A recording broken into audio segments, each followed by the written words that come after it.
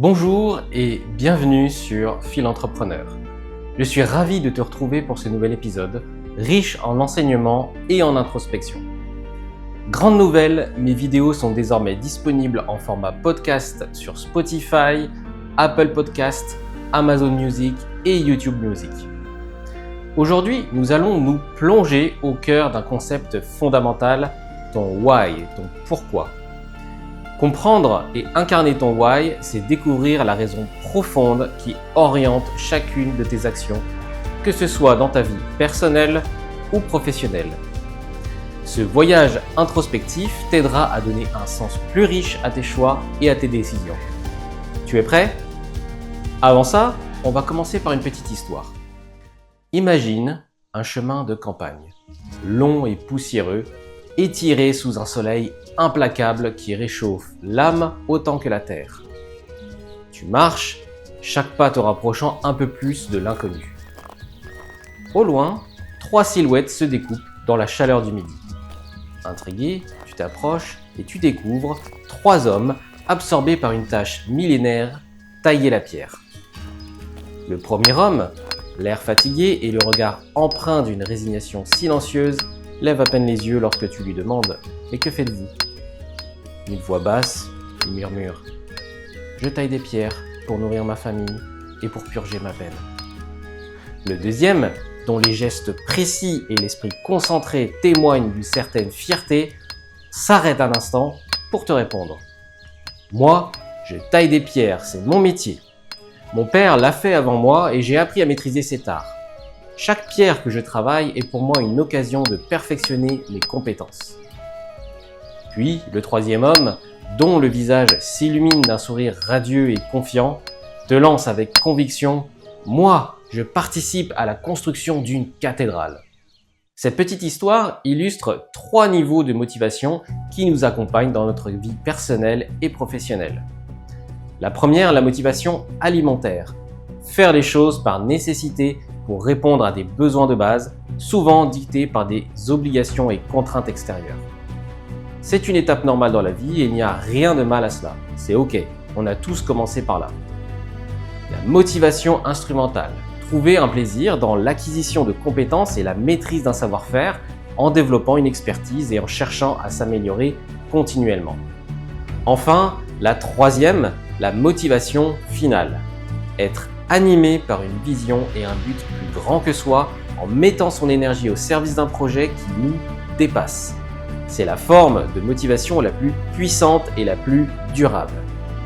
Il est important de comprendre que nous ne sommes pas toujours au niveau de la motivation finale. C'est un processus, une quête, une évolution, un chemin de vie. Et c'est parfaitement normal. Parfois, nous devons d'abord satisfaire nos besoins primaires avant de pouvoir nous élever vers une vision plus grande. La motivation finale est celle qui donne du sens à nos actions sur le long terme. Elle nous permet de surmonter les obstacles, de garder le cap malgré les difficultés et de nous sentir profondément alignés avec nos valeurs. Alors la question est simple. Es-tu en train de tailler des pierres pour simplement subsister ou construis-tu ta propre cathédrale ? Avant d'aller plus loin, voici ce que nous allons aborder ensemble. D'abord, pourquoi le why est si important ? Qu'est-ce que le why exactement ? Comment trouver son why ? Comment rester fidèle à son why ?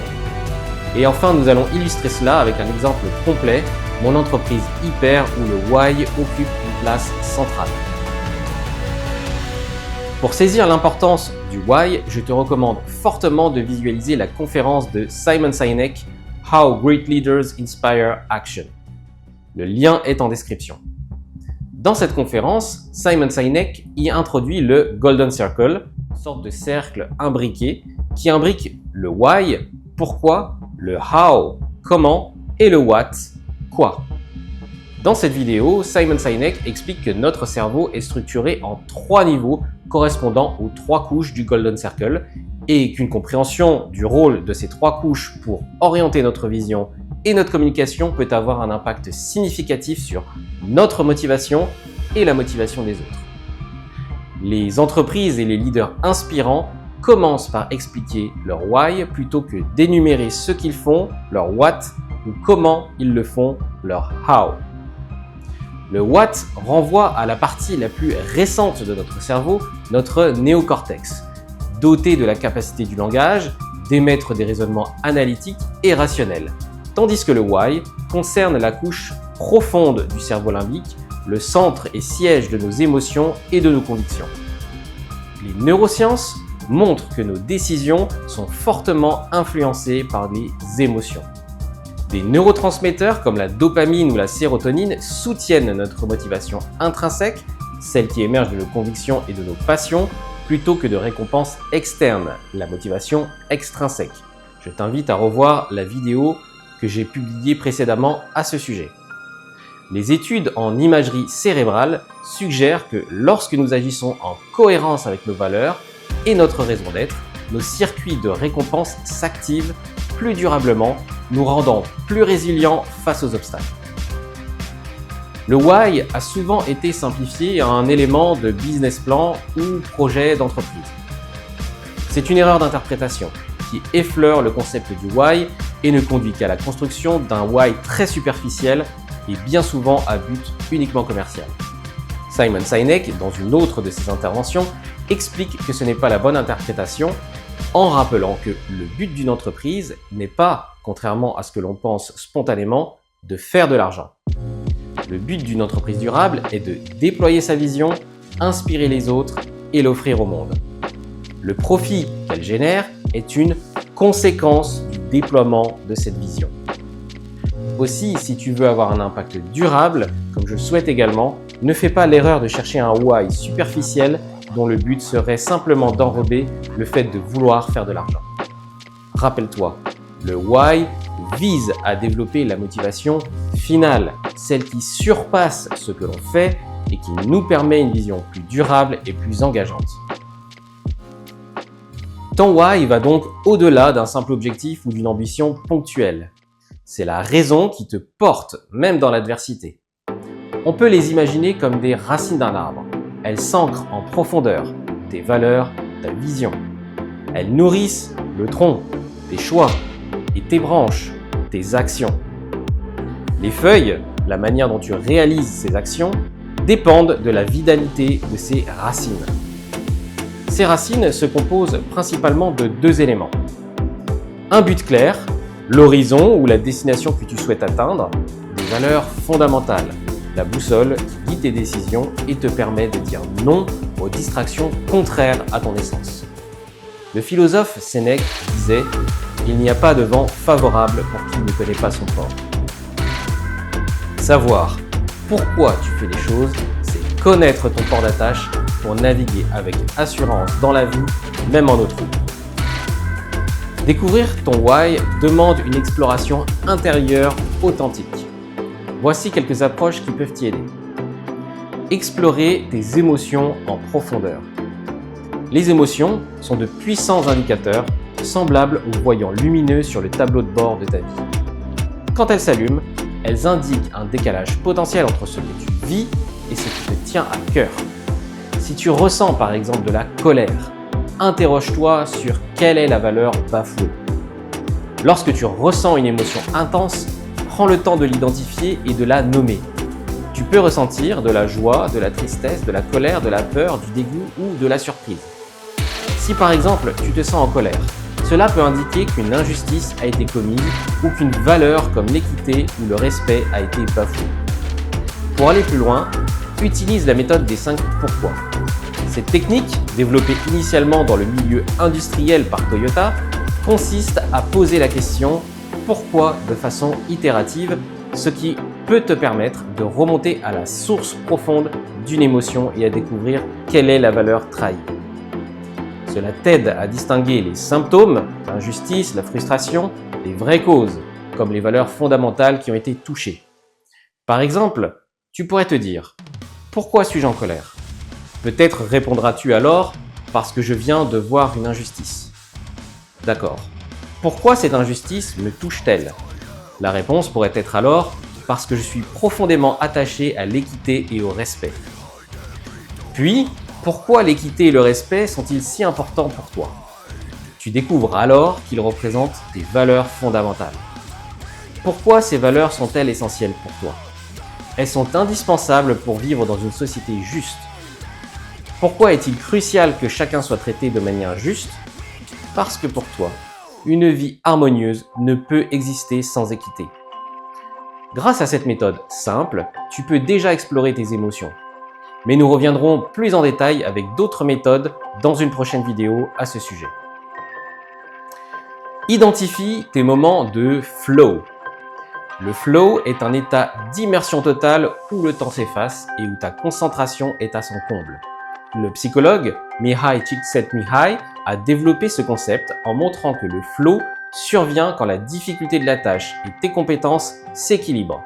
Sur le plan neuroscientifique, des études d'imagerie cérébrale indiquent que pendant le flow, l'activité de certaines régions du cortex préfrontal diminue, réduisant la perception du temps et le sens de l'auto-évaluation. Parallèlement, la libération de dopamine et d'endorphine renforce la sensation de bien-être. Laisse-moi te raconter une histoire personnelle. Lors d'une battle de pitch, j'avais préparé mon intervention sans réussir à tenir les 3 minutes imposées. Mais une fois sur scène, j'ai ressenti une décharge d'adrénaline. Ma bouche semblait parler d'elle-même. Les mots s'enchaînaient parfaitement et j'ai terminé dans les temps. C'était un moment de flow intense. J'avais même l'impression d'être spectateur de ma propre performance. Ce moment de flow témoigne d'une adéquation parfaite entre mes compétences et le défi et une forme de passion pour le discours que je tenais. Je vais te mettre la vidéo juste après pour que tu puisses toi-même voir ma prestation. Bonjour à tous, je suis Cédric et je suis avec Jacques, le cofondateur d'Hyper. Donc Hyper, qu'est-ce que c'est? Hyper, c'est une plateforme de livraison collaborative. Donc qu'est-ce que ça veut dire? En gros, notre métier, c'est transformer Madame Michu qui passait par là en livreur occasionnel. Donc Madame Michu, en fait, pour le temps qu'elle va allouer et qu'elle va mettre à disposition des clients particuliers, des retailers, des drives qui nous sollicitent, eh bien cette Madame Michu, elle va obtenir un défraiement qui va lui permettre de dégager un petit complément de revenu, maximum 400 € par mois, et qui va lui permettre surtout d'amortir ses trajets. Donc pour réaliser tout ça, qu'est-ce qu'on a fait chez Hyper? Chez Hyper, on a d'abord réalisé un écosystème qui repose sur 3 piliers. D'abord un premier pilier qui va être une plateforme technologique, c'est-à-dire un savant mélange entre des applications mobiles, des API, des algorithmes, voilà, tout ce qu'on connaît un petit peu chez Euratech. Également des communautés de livreurs occasionnels, qu'on appelle chez nous des shoppers, qui vont être recrutés autour des points de vente de nos partenaires. Et enfin, un troisième pilier, ça va être un service, un support, qui va accompagner tous ces utilisateurs-là au travers de leur expérience de notre plateforme. Donc vous l'aurez compris, notre business model il est assez simple. Notre business model il repose sur un système de commission sur livraison de l'ordre de 15 à 20%, sachant qu'une livraison va coûter environ 8 € en moyenne. C'est aussi un business model qui repose sur des frais d'abonnement pour l'accès à des interfaces qu'on fournit à des retailers et à des petits commerçants pour leur permettre d'avoir un service adapté à leurs besoins. Et notre marché, vous l'avez compris, c'est le dernier kilomètre. Donc le dernier kilomètre, ce qu'on entend par dernier kilomètre, on va dire c'est les 5 derniers kilomètres en moyenne qui séparent le dernier point de dépose du domicile des clients. Voilà, c'est un marché qui est en plein essor. Environ 20% de colis en plus par an. C'est aussi un marché qui pollue beaucoup, 25% des émissions de gaz à effet de serre. Et en fait, Hyper va vraiment s'inscrire comme une réponse alternative à tous les autres modes de livraison. Parce qu'en fait, nous, on vient superposer un trajet demandé par l'un de nos clients à un trajet qui existe déjà. Donc on réduit en fait l'empreinte carbone. Aujourd'hui, Hyper, ça représente à peu près 20 000 livraisons par mois, qu'on opère depuis environ 400 villes un peu partout en France, de Dunkerque à Marseille, en passant par des petites villes comme Cuc. Et derrière, en fait, nous, on a une équipe de 30 personnes, dont 20 personnes sur l'île et 10 personnes sur Paris. Donc voilà, notre gros challenge derrière, ça va être d'atteindre le 1 million de livraisons par mois en 2025. Et on est en train de se préparer à ça en préparant une future levée de fonds de quelques millions d'euros. La visualisation est un outil puissant pour clarifier tes aspirations et tes valeurs. Imagine que ton esprit est un studio de cinéma capable de projeter des images vivantes et détaillées. Quand tu visualises mentalement un futur idéal, tu actives des zones du cerveau, notamment le cortex moteur et les régions associatives, presque comme si tu vivais la situation. Sur le plan neuroscientifique, cela prépare ton esprit en renforçant les circuits neuronaux à la réussite de la tâche. Ça paraît fou, mais visualiser une scène passée ou future met ton corps et ton esprit en situation comme si tu y étais vraiment. C'est d'ailleurs un excellent moyen de te conditionner à réussir tes objectifs. Plus tu visualiseras ton objectif, plus tu auras de chances de l'atteindre.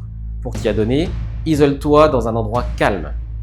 Ferme les yeux, respire profondément pour calmer ton corps et ton esprit. Imagine ensuite la scène la plus précisément possible. Les couleurs, les sons, les sensations et surtout les émotions que tu voudrais ressentir en atteignant ton objectif.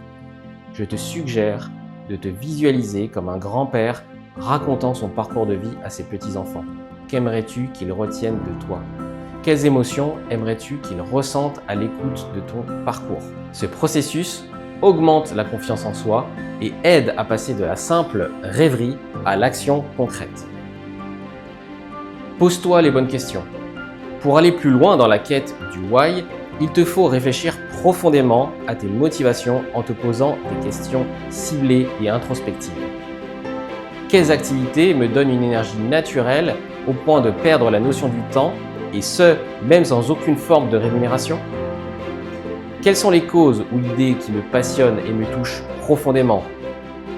Quels moments de ma vie m'ont procuré une satisfaction profonde et un sentiment d'accomplissement ? Quelles convictions suis-je prêt à défendre coûte que coûte, même s'il faut sacrifier un gain matériel ? Si je devais transmettre un message à la prochaine génération, que souhaiterais-je qu'ils retiennent de moi ? Qu'est-ce qui me met en colère ou suscite une émotion intense, révélant ainsi une valeur trahie ? En répondant à ces questions et en notant tes réflexions dans un journal, tu construis une cartographie claire de tes motivations et de tes valeurs. Nos histoires familiales peuvent être riches d'enseignements. N'oublie pas que nous sommes non seulement la somme de nos choix, mais également la somme des choix de nos parents et même de nos grands-parents et arrière-grands-parents. Il est donc important de chercher dans ton passé des indices de ce qui influe sur ton why. Je vais te partager un bout de mon histoire personnelle. L'histoire de mon grand-père Salvatore a joué un rôle essentiel pour moi. Salvatore a eu le courage de quitter son pays, la Sicile, alors qu'il ne savait ni lire ni écrire et était très modeste, pour venir s'installer en France et faire venir toute sa famille afin de leur offrir une meilleure vie, surmontant les barrières culturelles et linguistiques. Son engagement tout au long de sa vie et jusqu'à son dernier souffle envers sa famille, ses valeurs fortes comme le goût du travail, la transmission, l'intégrité, la générosité et la solidarité m'ont profondément marqué et sont une source intarissable d'inspiration et de motivation pour moi. Cet exemple m'incite à honorer ces valeurs et à les incarner dans mon propre why. Parfois, des événements majeurs, des crises, nous obligent à repenser notre existence. Pour moi, cet éveil brutal est survenu lors de mon infarctus à 38 ans. Ce fut un moment de choc physique et émotionnel intense où j'ai ressenti une douleur vive et une peur viscérale, une alerte de mon corps me forçant à affronter ma mortalité.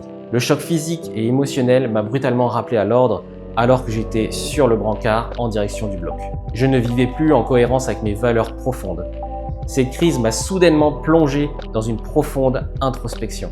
J'ai réalisé que la trajectoire de ma vie s'était lentement et subtilement, sous l'influence de facteurs externes et de certaines personnes toxiques, même très proches, détournée des ambitions et objectifs profonds que je m'étais fixés. Après cette épreuve, j'ai pris le temps de réexaminer mes priorités et j'ai réorienté mes décisions pour qu'elles soient en phase avec mon why. Cela m'a confirmé qu'agir en harmonie avec nos valeurs est indispensable pour mener une vie pleine de sens et j'en retire que le temps est précieux. Chercher son why est une urgence vitale et absolue que malheureusement nous remettons à la première occasion en second plan face aux impératifs de la vie. Pour approfondir ton why, il est utile d'expérimenter des outils concrets et d'y consacrer du temps. La méthode des 5 pourquoi que nous avons vue précédemment te permet d'interroger successivement la source d'une émotion pour en révéler la racine. Tu peux également utiliser le modèle du Golden Circle de Simon Sinek. Dessine 3 cercles imbriqués et essaye, en partant du centre de ce diagramme, d'écrire les différents éléments qui composent ton why. Mets-les ensuite en lien avec d'autres éléments du how et du what. Tu constateras peut-être que certains éléments du what ou du how ne sont pas en cohérence avec ton why. Cela te permettra alors d'identifier les activités ou les réflexes qui ne nourrissent pas ton why et qui sont donc des distractions inutiles. Au contraire, tu remarqueras peut-être que certains éléments de ton why ne se traduisent pas dans ton quotidien. Cela te permettra peut-être d'y réfléchir et de voir ce que tu peux adapter dans ton mode de vie ou dans tes objectifs. Pour affiner ton why, confronte-le à d'autres visions et sors de ta zone de confort. Expose tes croyances, écoute celles des autres et sois prêt à réévaluer certains points. Les échanges interculturels, la curiosité et la méditation sur la complexité du monde t'aideront à construire un why nuancé et durable tout en restant fidèle à ce qui te définit.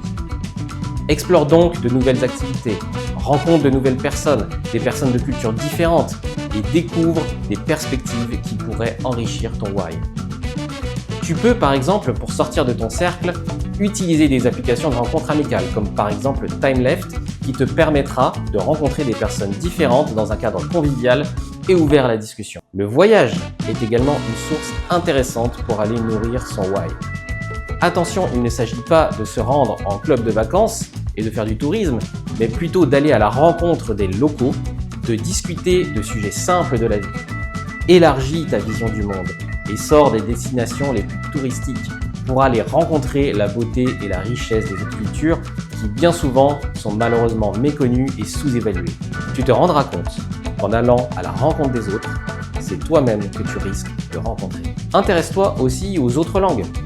On y pense peu, mais les langues véhiculent des images fortes, propres à chaque culture, et via ces images, tu découvriras aussi d'autres visions de la vie qui te feront réfléchir sur tes propres convictions. Par exemple, savais-tu qu'en zoulou, bonjour se dit Sawubona. Ce mot est puissant car il signifie littéralement « je te vois et parce que je te vois, tu existes », ce qui exprime une vision profonde de reconnaissance et d'humanité. Je développerai d'ailleurs ce sujet dans une prochaine vidéo. Découvrir ton why est un pas crucial, mais l'enraciner dans ton quotidien demande un travail constant. Voici quelques pistes que tu peux suivre. Prendre du recul régulièrement. Planifie des moments de réflexion, une fois par semaine par exemple, une fois par trimestre si tu le souhaites, pour vérifier que tes actions et projets restent cohérents avec ton why. Fixe des rappels visuels, des déclencheurs, une citation, un post-it ou une image représentant ta raison d'être peuvent t'aider à te recentrer rapidement. Je te conseille de revoir ma vidéo sur les déclencheurs visuels. Tenir un journal de bord peut t'aider également. Note tes victoires, tes doutes et ton évolution. Ce suivi encourage la prise de conscience et facilite les ajustements. Un outil particulièrement intéressant est la Time Capsule. Rédige une lettre à toi-même à ouvrir dans 6 mois ou 1 an. Exprime-y tes aspirations, ta vision, ce que tu souhaites accomplir d'ici là. Relire cette lettre au moment venu te permettra de mesurer ton chemin parcouru et de réajuster ton cap en fonction de ton why. Tu verras, c'est un exercice saisissant. Enfin, lorsqu'un dilemme survient, rappelle-toi de tes valeurs et de ta vision plutôt que de t'en remettre à de simples impératifs financiers ou commerciaux. Célèbre chaque avancée, même modeste, car rester fidèle à son why se construit pierre après pierre. Dans mon entreprise, Hyper, le why est au cœur de notre stratégie et se décline en 3 éléments. La raison d'être, c'est-à-dire la mission qui nous guide au quotidien. Nous l'articulons autour de la valeur que nous apportons à chaque partie prenante, client, collaborateur, fournisseur. 2. Les valeurs, très importantes. Elles fondent notre culture interne et régissent nos décisions. Elles garantissent notre intégrité et la cohérence dans nos relations. Enfin, l'ambition, la vision à long terme de ce que nous voulons construire, la place que nous voulons occuper et l'impact positif que nous voulons laisser. Lorsque j'ai fondé Hyper avec mes associés de l'époque, j'ai voulu que le premier sujet de travail soit la définition de notre why commun. Notre première journée de travail s'est donc construite non pas sur notre projection financière ou la planification de nos développements, mais sur pourquoi créons-nous ce projet? Comment souhaitons-nous faire notre part dans ce monde et que souhaitons-nous offrir à celui-ci? Je te rassure, cet exercice n'est pas facile et le premier résultat était assez flou. D'ailleurs, aujourd'hui quand je le relis, il me donne un petit sourire aux lèvres. Mais suffisant est mieux que parfait. Et nous avons pu commencer à le définir et l'affiner, le découvrir ensemble et y impliquer nos collaborateurs, ce qui l'a bien enrichi. Au cours de nos 9 ans d'existence, nous l'avons revu chaque année, parfois plus quand un événement majeur se produisait. Notre why s'est affiné. Désormais seul fondateur restant dans l'entreprise, je continue d'y réfléchir quotidiennement et de le rechallenger avec les équipes de façon régulière.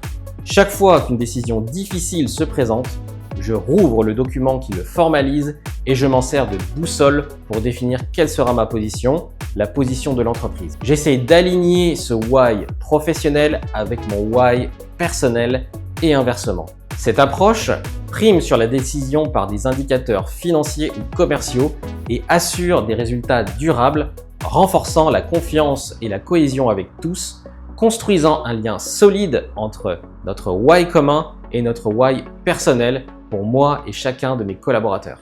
Trouver son why est un voyage perpétuel, introspectif, nourri par nos expériences, nos échecs comme nos succès. Ce n'est pas un point d'arrivée, mais plutôt une boussole qui oriente nos choix, nous aide à persévérer malgré les difficultés et nous permet de laisser un impact positif autour de nous. Récapitulons ce que nous avons exploré aujourd'hui. Le why comme raison profonde de nos actions. Le rôle central des émotions et de la motivation intrinsèque. L'état de flow. Cet état décrit par Mihaly Csikszentmihalyi où le temps disparaît et l'efficacité culmine. La visualisation qui prépare notre cerveau à concrétiser nos aspirations. Les bonnes questions à se poser pour creuser nos motivations. L'importance des histoires familiales et de la transformation d'épreuves et de crises en opportunités. Des outils pratiques comme par exemple les 5 pourquoi, le Golden Circle, la Time Capsule qui nous aident à rester ancrés dans notre why. Enfin, nous avons vu l'exemple de Hyper où le why se décline concrètement en raison d'être, valeur et ambition. Comme je te l'ai dit plus tôt, le philosophe Sénèque a écrit cette phrase qui m'inspire beaucoup. Il n'y a pas de vent favorable pour qui ne connaît pas son port. Cette image puissante nous rappelle quelque chose d'important. Peu importe le chemin, peu importe les tempêtes, l'objectif est d'arriver à bon port. Le why est composé de ta raison d'être, ton port et tes valeurs. Ta boussole est un puissant outil pour t'assurer de ne pas te perdre en eau trouble, de ne pas t'échouer et de conduire tes projets de vie ainsi que tes projets professionnels dans un havre de paix où tu t'épanouiras. Alors, à toi de jouer. Rédige ton why d'une phrase simple et inspirante. Fixe des objectifs alignés avec ce pourquoi profond et agis dès maintenant. Crée des rappels visuels, des déclencheurs. Écris-toi une lettre pour le futur et surtout, passe à l'action. Chaque décision que tu prends en harmonie avec ton why renforce ta cohérence intérieure et construit petit à petit ta cathédrale personnelle. Ton why est ta boussole intérieure qui te permet de donner un sens profond à ce que tu fais, pierre après pierre. Explore-le, affine-le et surtout, mets-le en pratique. Si cette vidéo t'a inspiré, je t'invite à la partager, à laisser un commentaire, peut-être la formalisation de ton why et à t'abonner pour ne rien manquer des prochains épisodes. À très bientôt sur Philentrepreneur et souviens-toi, la clé c'est d'agir. À toi de jouer.